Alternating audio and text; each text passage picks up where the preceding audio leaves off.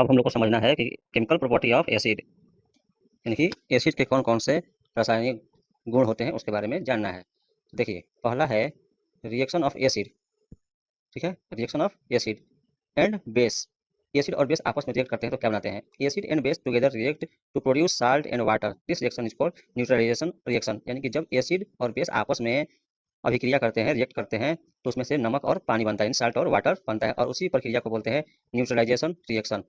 Example के देखा जाए तो एस हाइड्रोक्लोरिक एसिड और KOH, तो KOH रिएक्ट करेंगे आपस में तो क्या बनेगा? KCl बनेगा और H2O बनेगा। ठीक है।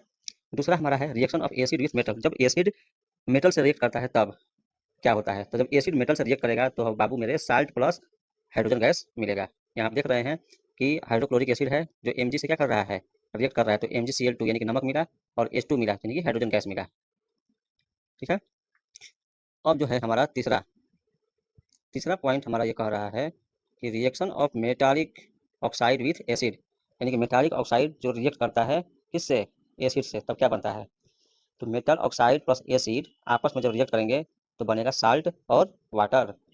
तो यहाँ पे आपको दिखाई दे रहा है CO, ठीक है, प्लस HCl, तो क्या बन रहा है? COCl2 plus H2O। नमक भी मिला हमको और पानी भी मिला।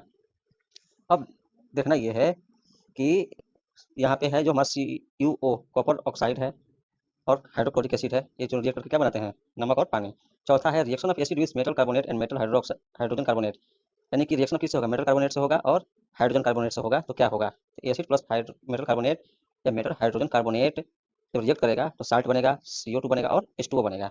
देखिए, when an acid react with metal carbonate और metal hydrogen carbonate, it give the corresponding salt, carbon dioxide and water.